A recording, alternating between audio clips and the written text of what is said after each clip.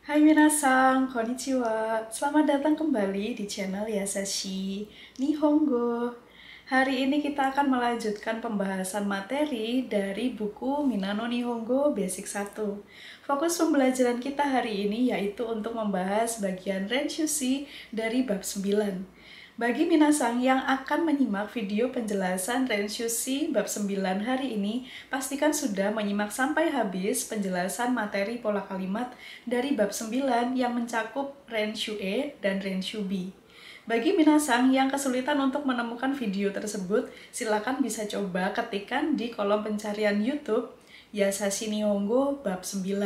Nanti akan muncul semua video yang terkait dengan penjelasan pola kalimat bab 9. Oke, sekarang kita mulai ya pembahasan Renshushi bab 9. Hai, hajime mashou.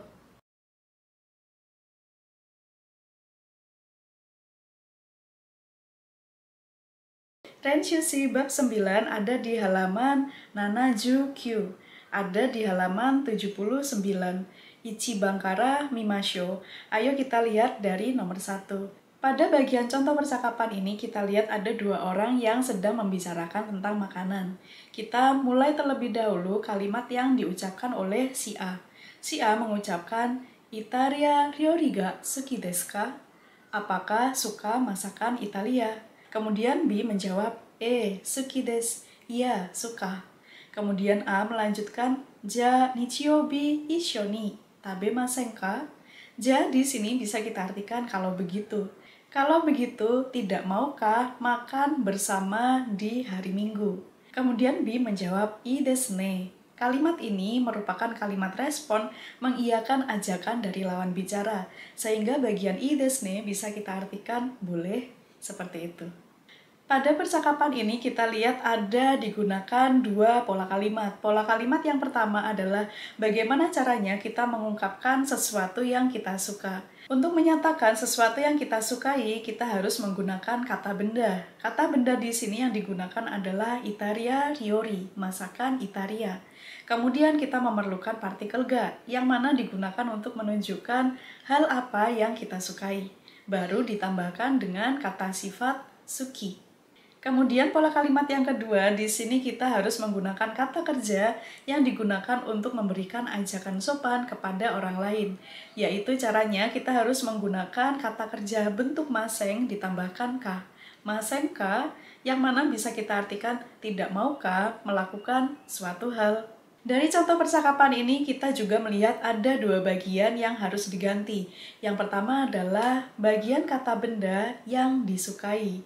Kemudian yang kedua adalah kita harus menggantinya menggunakan kata kerja yang sesuai dengan keterangan gambar dan nanti kata kerjanya harus diubah menjadi kata kerja bentuk ajakan sopan. Maseng ka?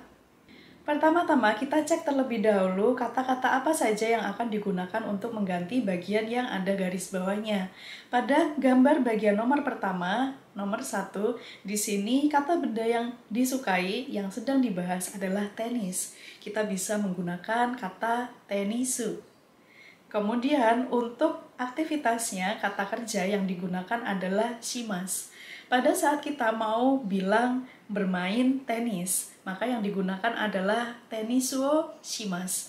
Jadi kata kerja yang digunakan adalah shimasu. Meskipun shimasu itu sebetulnya arti secara literal adalah melakukan tenis. Maksudnya adalah bermain tenis. Dan nanti bagian shimasu ini nanti yang harus kita ubah menjadi bentuk masenka untuk memberikan ajakan kepada orang lain. Shimasu menjadi shimasenka, seperti itu. Oke, kita coba ulang lagi percakapannya dan kita replace atau kita ganti bagian yang ada garis bawahnya. Kita mulai dari A. Tenis ga suki desu ka? Suka tenis kah? Kemudian B menjawab, suki desu. Iya, suka. Kemudian A melanjutkan, ja nichiyoubi issho ni tenis wo shimasen ka? Kalau begitu, tidak maukah bermain tenis pada hari Minggu? Pada bagian kalimat ini sengaja saya berikan juga objeknya yaitu tenisu, sehingga kalimatnya lebih lengkap menjadi tenis wo shimasen ka? Tidak maukah bermain tenis? Kemudian B menjawab, ii desu ne, boleh. Oke, kita lanjut pada gambar yang kedua. Di sini yang sedang dibahas kata bendanya adalah lukisan, yaitu kita gunakan e. Kemudian untuk aktivitasnya adalah pergi ke gedung galeri. Maka kita bisa menggunakan kalimat bijutsu kang e ikimasu. Nanti bagian ikimasu yang harus kita ubah menjadi kalimat atau kata kerja yang digunakan untuk mengajak orang lain melakukan suatu hal. Ikimasu menjadi ikimasen ka? Sekarang kita rangkai kalimatnya dari awal. E ga suki desu ka? Suka lukisan kah? Kemudian B menjawab, suki desu, ya suka. Kemudian A melanjutkan, ja nichiyoubi issho ni bijutsu kang e ikimasen ka? Kalau begitu, tidak maukah pergi ke gedung galeri bersama di hari Minggu? Kemudian B menjawab, ii desu ne, boleh. Berikutnya kita menuju pada contoh percakapan nibang nomor 2. Di sini kita amati ada dua orang yang sedang bercakap-cakap dan salah satunya berusaha untuk meminjam suatu benda. Kita awali dari kalimat percakapan yang diucapkan oleh si A, yaitu sumimasen, keshigomu arimasu ka? Permisi atau maaf, keshigomu di sini bisa kita artikan penghapus karet. Penghapus karet adakah? Atau punya penghapus karet kah? Kemudian B menjawab, arimasu yo. Iya, ada loh. Atau kalimat ini bisa juga kita artikan, iya, saya punya loh. Kemudian A melanjutkan percakapan, chotto kashite kudasai. Tolong pinjami saya sebentar. Di sini menggunakan kata keterangan chotto yang mana bisa kita artikan sebentar. Kemudian bagian kashite kudasai ini bisa kita artikan, tolong pinjami saya. Kemudian B menjawab, ii desu yo, dozo. Iya, boleh loh, silakan. Pada contoh kalimat percakapan di sini ada dua bagian yang harus kita ganti. Yang pertama adalah keterangan kata benda.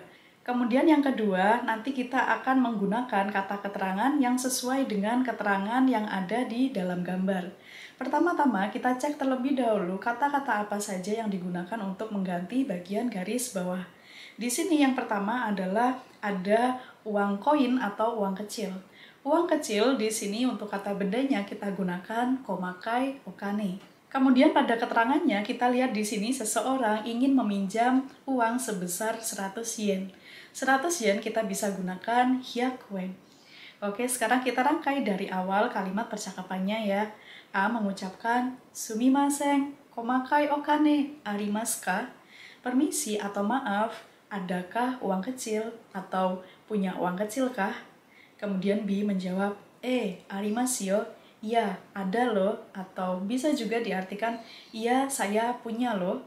Kemudian A menjawab, hyakuen kashite kudasai. Tolong pinjami saya 100 yen. Kemudian B menjawab, ii desu yo, dozo. Boleh loh, silahkan. Berikutnya kita lihat kata keterangan yang ada pada gambar nomor 2. Di sini untuk kata benda yang sedang dibahas adalah kamus. Kita bisa menggunakan kata jisho. Kemudian untuk kata keterangannya, karena di sini kurang jelas ya, jadi kita gunakan saja kata keterangan yang sama dengan bagian contohnya, yaitu sebentar. Maka kita menggunakan chotto. Sekarang kita coba untuk merangkai dari awal kalimat percakapannya.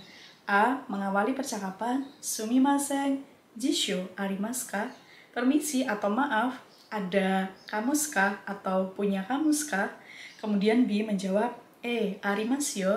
Iya, ada atau iya, saya punya. Kemudian A ingin meminjam kamus tersebut sehingga dia bilang, chotto kashite kudasai. Tolong pinjami saya sebentar. Kemudian B menjawab, ii desu yo, dozo. Boleh, silakan. Dari contoh percakapan nomor 2 ini, sekarang kita sudah tahu ya bagaimana caranya untuk meminjam suatu benda kepada orang lain. Yaitu pertama-tama kita harus menanyakan terlebih dahulu bendanya ada atau tidak, punya atau tidak. Kemudian baru kita menggunakan kata kerja kashite kudasai, tolong pinjami saya. Berikutnya kita masuk pada contoh percakapan sangbang nomor 3. Pada percakapan nomor 3 ini nanti ada 2 poin yang harus kita perhatikan. Yang pertama adalah tentang bagaimana caranya kita mengajak orang lain untuk melakukan suatu hal. Dan yang kedua yaitu bagaimana caranya kita menolak ajakan orang lain secara halus karena ada suatu penyebab tertentu. Oke, kita cek terlebih dahulu contoh percakapannya ya. Dari si A mengucapkan, Konsato no chiketo moraimashita. Saya telah menerima tiket konser. Kemudian dia berusaha untuk mengajak lawan bicaranya. Issho ni ikimasen ka? Tidak maukah pergi bersama? Kemudian B menjawab, Itsu desu ka? Kapan? A melanjutkan, Raishu no doyobi desu. Hari Sabtu minggu depan. Kemudian B berusaha untuk merespon ajakan tersebut. Doyobi desu ka? Hari Sabtu kah? Kemudian dia berusaha menolak dengan memberikan alasannya, menggunakan kalimat zanen desu ga shigoto ga arimasu kara. Bagian zanen desu ga ini bisa kita artikan sayang sekali sih. Kemudian dia melanjutkan shigoto ga arimasu kara, karena ada pekerjaan. Kemudian A menutup percakapan so desu ka? Begitukah? Pada percakapan ini ada dua bagian yang harus kita ganti. Yang pertama adalah nama atau jenis tiket yang didapatkan. Kemudian yang kedua adalah perihal apa yang menyebabkan kita menolak ajakan tersebut. Kita cek terlebih dahulu kata-kata apa saja yang digunakan untuk mengganti bagian yang ada garis bawahnya. Pada bagian nomor 1 di sini tiketnya adalah tiket baseball. Baseball kita bisa menggunakan yakyu. Kemudian alasan menolaknya menggunakan kata yoji. Yoji memiliki arti urusan atau keperluan. Sekarang kita rangkai kalimatnya dari awal ya. Kita awali dengan A mengucapkan yakyu no chiketo moraimashita. Saya telah menerima tiket baseball. Kemudian dia berusaha mengajak, Issho ni ikimasen ka? Tidak maukah pergi bersama? Kemudian B menjawab, Itsu desu ka? Kapan? Raishu no doyobi desu. Hari Sabtu minggu depan. Doyobi desu ka? Hari Sabtu kah? Zanen desu ga yoji ga arimasu kara. Sayang sekali sih, karena saya ada keperluan. Kemudian A menutup percakapan so desu ka? Begitukah? Berikutnya kita lihat gambar yang kedua. Di sini tiket nontonnya adalah tiket nonton kabuki. Kabuki merupakan teater drama tradisional Jepang. Seperti ini contohnya.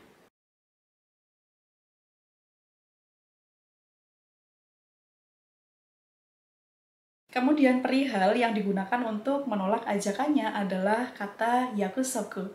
Yakusoku memiliki arti janji. Sekarang kita rangkai kalimatnya dari awal ya. Dari A mengucapkan kabuki no chiketo moraimashita. Saya menerima tiket kabuki. Issho ni ikimasen ka? Tidak maukah pergi bersama? Kemudian B bertanya, Itsu desu ka?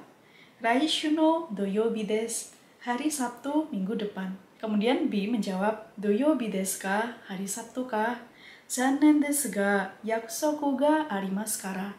Sayang sekali sih, karena saya ada janji. Kemudian A menjawab, so desu ka? Begitukah? Dari percakapan nomor 3 ini, kita sudah tahu bagaimana caranya mengajak seseorang untuk melakukan suatu hal, dan juga sudah tahu bagaimana caranya menolak ajakan orang lain berdasarkan alasan yang kita ungkapkan.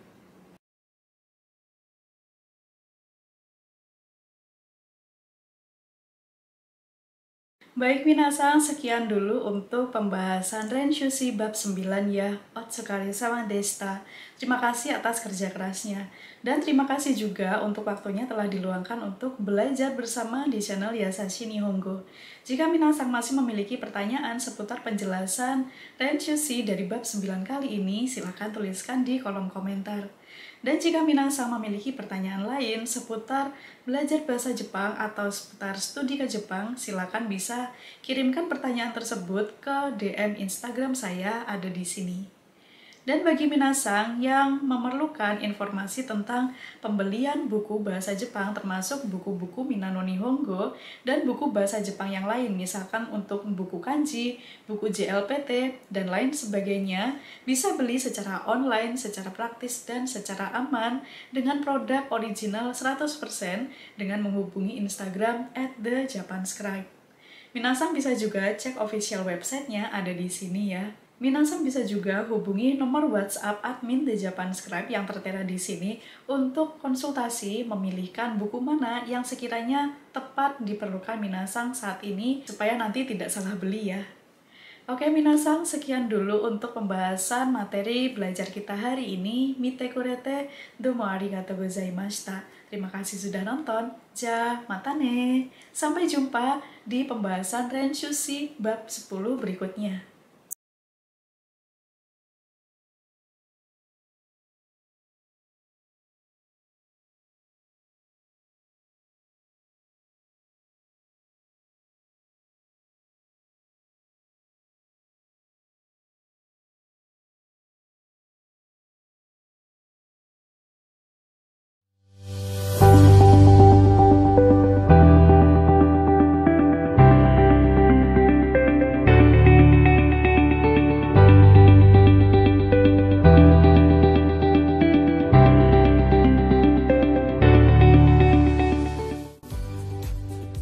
Konnichiwa minasan, ogenki desu ka?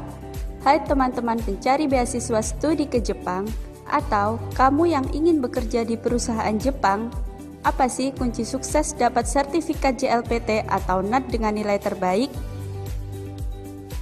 Pahami konsep soal dengan baik dan tepat. Ini nih referensi terbaik dengan 10 paket soal dan pembahasan yang gamblang. Top skor JLPT N5 dan NAT Q5. Kamu dapat belajar dengan nyaman karena buku dikemas menjadi 2 bagian, yaitu paket soal dan pembahasan. Paket soal disertai fitur digital untuk lembar jawab digital, mendengarkan soal audio listening, melihat skor nilai, dan analisis butir soal yang menjadi titik lemah yang belum kamu kuasai. Buku kedua adalah panduan belajar otodidak buat kamu. Pembahasan lengkap dicetak 2 warna, berbahasa Indonesia, dan video tutorial dalam sekali klik.